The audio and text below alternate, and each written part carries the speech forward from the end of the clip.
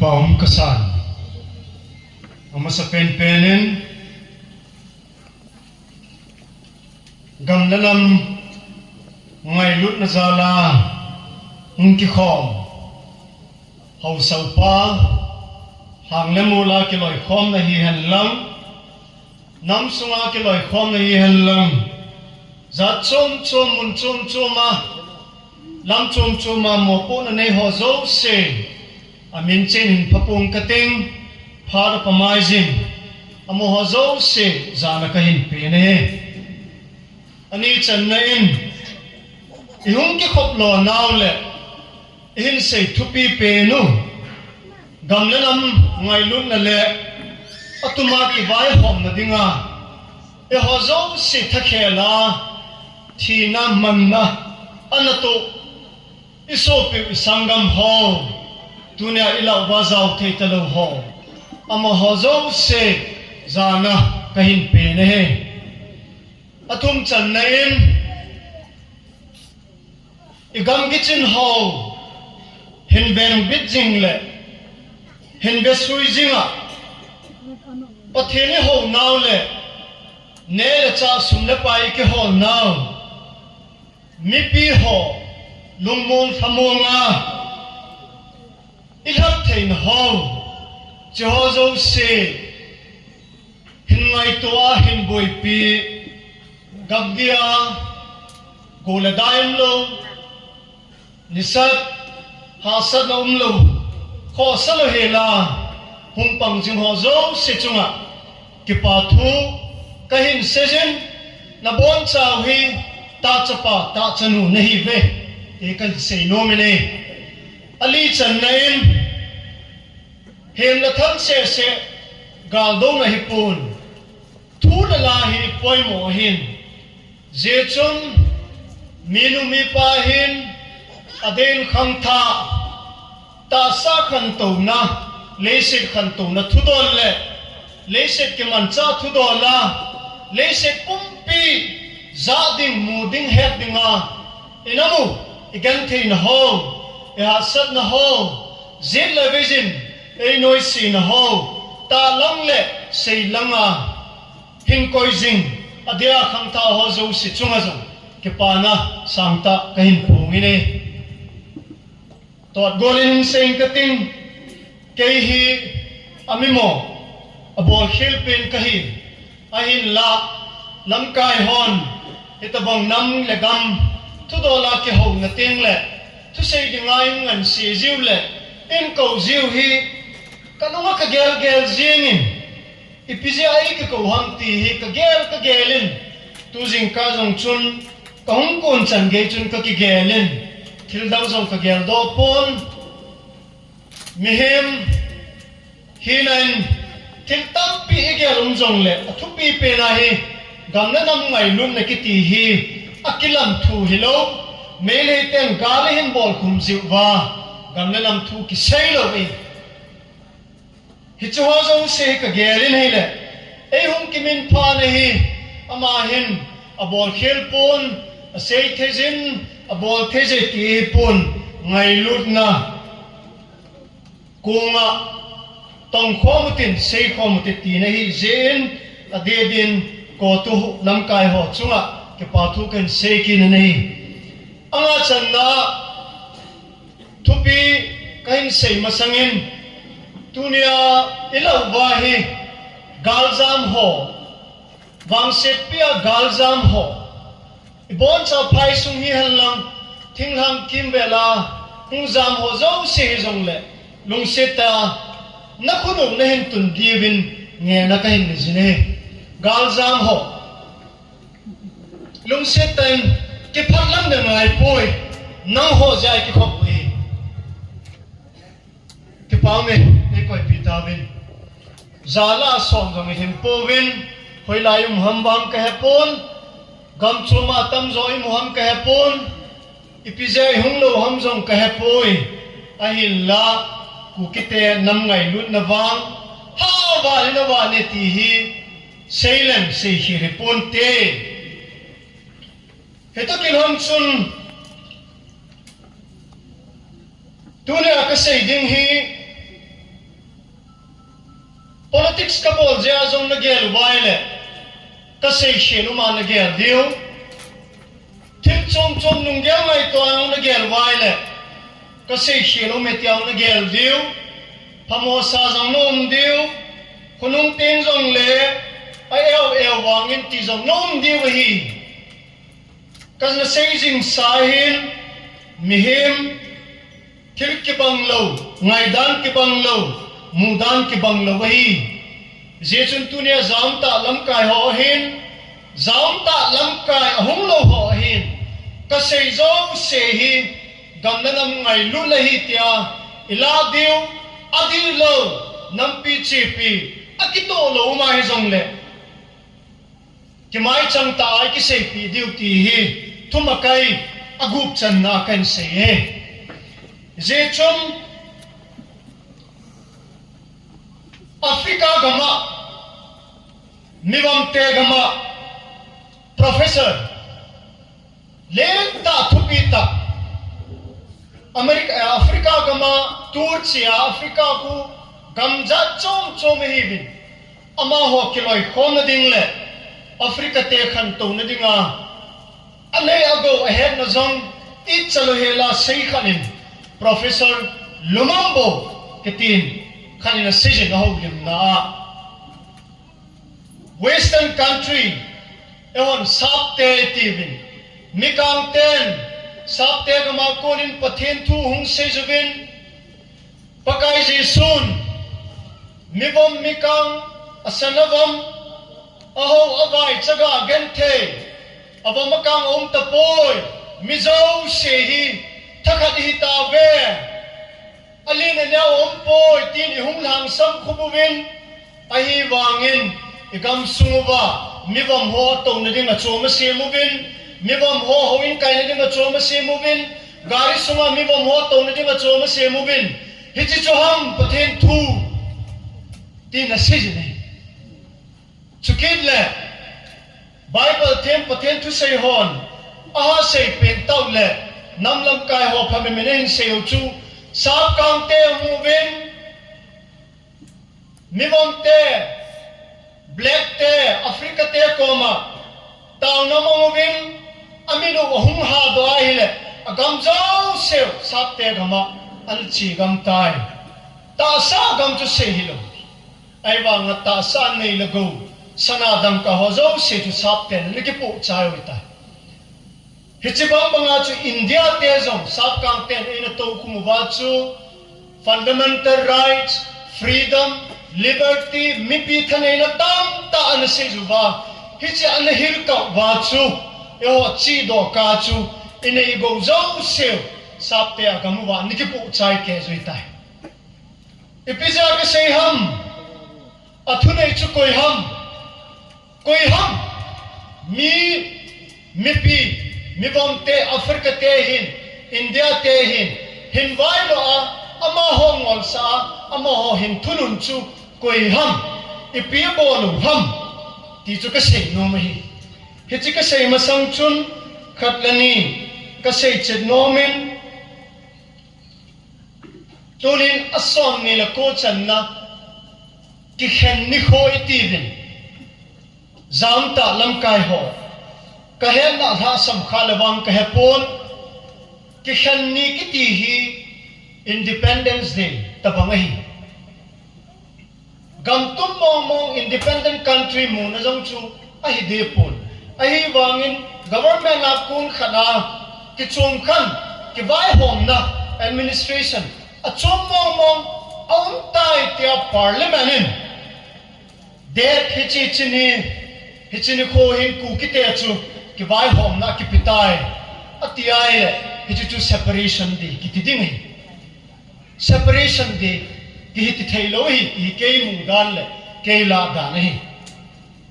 ka sei bangin ka sei khir khai le lam kai hon ol le kangin sei ki tawitin hizia chu to hin physical geographical emotional itivin separate ki khan tawiti win le se chunga dinga ki vai hom nei thu pi pe ni ki vai hom na wang iki khan pu ve ichen nagamu vai hom na noiza sarkar na tong tam tao mavin ithalemu na lai je ti hi kan sei jing sahin ka sei ki rehi hi chong hi gel gilu ti ta kan sei ki rehi ani chan na in justice dan dung zui ta igan the nau thutan ding ti hi ikho sa pe no hi chi ibidoi na pe no chu gam tuma ki bai hom nan nei ding ti hi chim noi ja chun thil dang tam piumen hi cho imu the na diu chun iking ngai lu no ngai ji ti tu sei ma so nan sei ta wen hi ta ki hon chun gal jam ho again the now sat now India government in acham diwa kilom anei diwa kilom abol pi hozo seu hi lamkai hon kitu tain thun sautin chan sautin peu leo han hechita san na chun separation day kiti chu ilol hin sa diu hi ti to ani chan dang kan ko jene hitu kilon chun anzolamin an say masaho kalani nan seitan adin ko to defense on an say nawa avela khin min phanom kitchu zamta hausa ho igamo enda na ho hi kangpo pyang kan seitan phai sungwang ka hepoi thing ham gam nana zo zo ida na ho hi pha te cha inung lo ke duty hi hausa na ke ha sin sa wa hi dingai jong le kahin pan pin kain ki thu pin them jong le panila khom diu igamo inum lo te te diu ti hi aje chu kana sei sahin sang le jako som na sagi ako na thi to man to gamin chan ho hi alin wal be se tai I dong wal be se tai hiti den ding hi pu ve hi chu kan se hin tun anjwa afrika tele sub content India vai po nawa vai hom thule koi machan achung thu an sei ngam lo khunong pa ai sei ho sub content tabang din mun la chu koi ham ingai nom mai theo hi ingai nom no mai theo hi mi pin jong I her hi I sei do ngam lo hi lam kai pi pu tam tan jong ka ke ho nawa ka sei ju hi tai kin jong ka sei sa jong hi dunia hi kejet siu mintin ku ken pe mintin ku ai lo jong le ko tu mintin ai telephone jong le a china pen pe na I chung ba thu sei hi koi madang hi poi him na thal choi ho hi eso ho hi amo chung ai ta san na lo hi ti hi ki chi se le ita san bam dunia na sei ngam lo hi kita san lo hi kita san to na dim chu thei lo hi hi chi ta san na thei lo pa chu ta san na itium sa di ho iti hi thei na ni lam pi chu pi ham dunia nam sunga ki loi khom na zo sen political gam tum ki bai po na tum mu na thei dinga ake hom la hin mo puding chu eso ngan siêu te tia ngan sil ling set ipeu bai le ka do nom chu ipiham na lung nyam na ka ti ipizia chu Ministry of Home Affairs in humubin humhibin ati chu inga jing ke diu ha izeni ve a hon eo sanga ha hi ki phinna izaran bolu tam thi na man na government army government sipai izan thau tam ai wanga kum songa somgu zakhat nailam government ni pi bolam ima bolo wei achuti ai le tunia zamta lamkai ho eso lamkai ho katim num naw le mi pi thalam jong katipoi ima chahi lokin kamu dola ka tim nom naw chu ipiham na nyaw na kati dunia ke so headquarter mipi movement people's movement tia hang sab hi kuidi hi sabham KZ sin na sa mi koi ni hi sau ham ko tu na nam sa mi koi dim ham ITLF na nam sa mi koi dim ham izui ti lo ham izui ti hi ai le ipidinga mipi movement chu ta san la nai le ju ham ti kai kang popia ni me mipi mitinga lam kai ho in kovun kana sei sai phai gam gi phaya konin ki pinutin kechi pi wang chu non violent hem na thak khang ki chai tai thuin na to ding hi ti hi je chun mipi hi ki thokin na to mutin tu nai chain ladanga sonam wam chup ti pawin kumizanam kat angolen hong ki phinin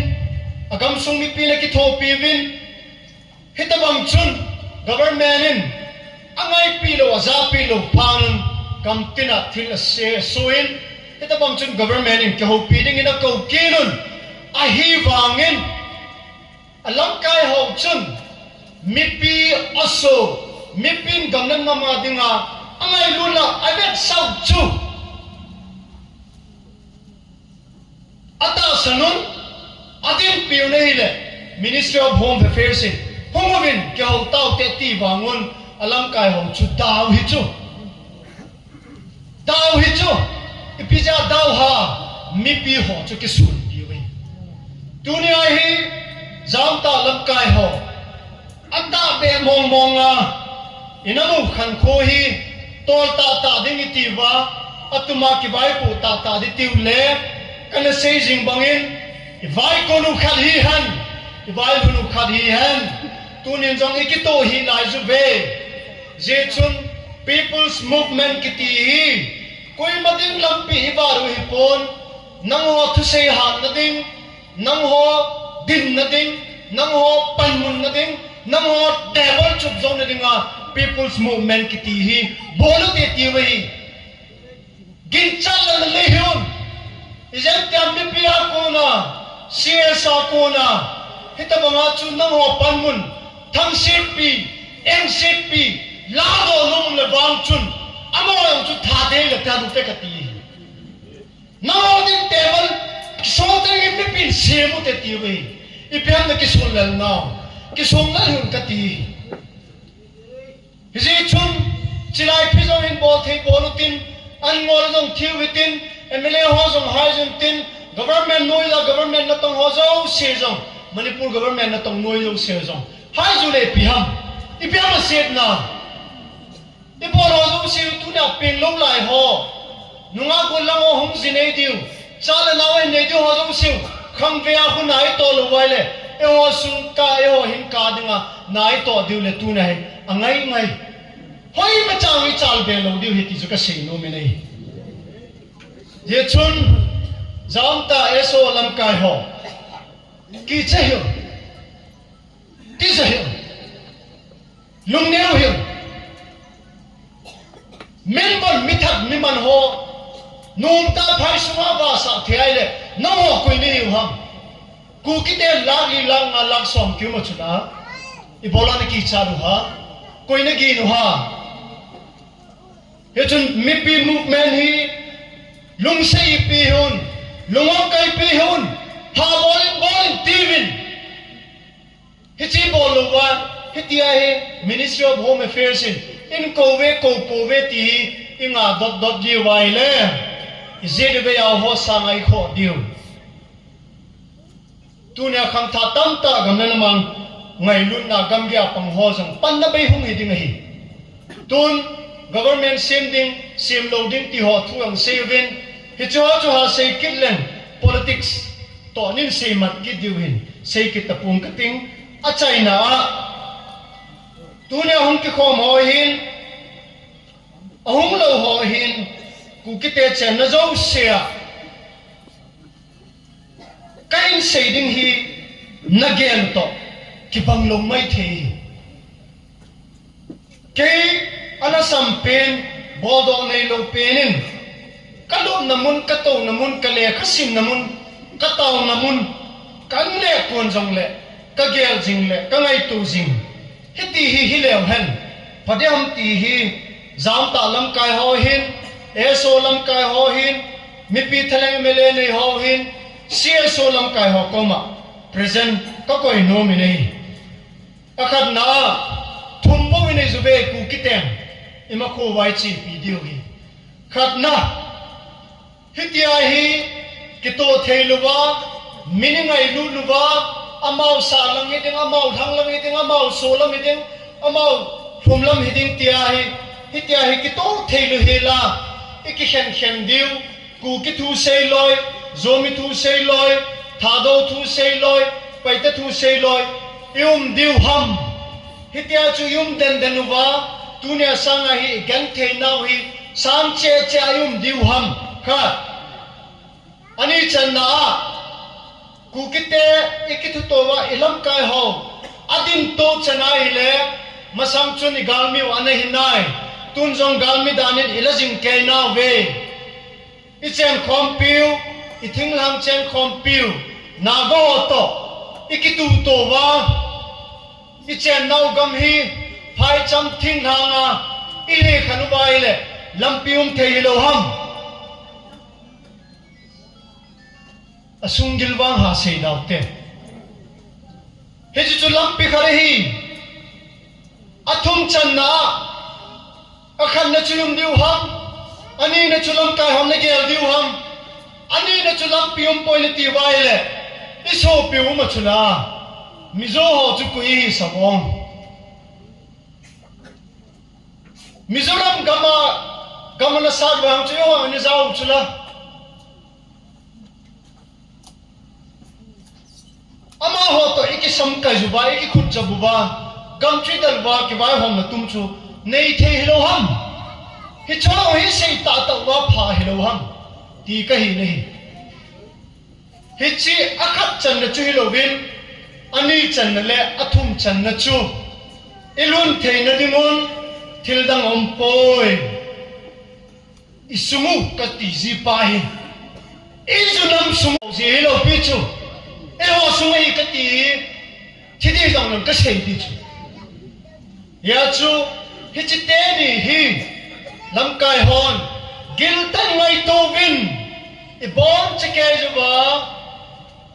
i chi ki ru ba i chen khom ki ru ba azunu wi so ba ayo wi the ba ama ho dei de za yu mu pha ni sau bam thing lang mi i chen khom pi ho to kinup to na thai na wa na changa phalo ke wa jong ka changa phalo iki khan diu ham ipan khom diu ham ka iseu phat hitalo ham chuti hal lang ni le abai lam ka ti ye ani ta thum channa ka sei banga chu ipan pi the diu tu changyang wei pan piu in tu teu mi zo ho lu sei ho um chula hi chiyong hi igel ki ruwa pha ham ti ka hin je chun kan sei thuma kaya kan sei bang chun kan sei ho hi e ho lung gel to ki to lung mai the hi bin gal hin lam kai pa audio lik ho jong ki cho jong hi sei ta pu bi ki cho yo shong hi lung gel wai koi duty hin je chun kan tam sei thim ta na hung sau thimen nu le pa pi le pu ho sa lam kai nam sunga ho ngai lu na zala ka sei hin ngai lu na buling sela ka sei hin lunggel i ma chong lo wa ngai lu na ka sei hi je chun ka sei khel nam chi pi ta ki to lo mai le phone a ki thot dot dot ho wang bol pong tin mai chang tan phata chan ki ho limutin lunggel sei khom ki lu te tia chu chai na kan sei hin ka ki pain pathen ikam inamule ilam kai ho pathe bu an la dam na pising taw hen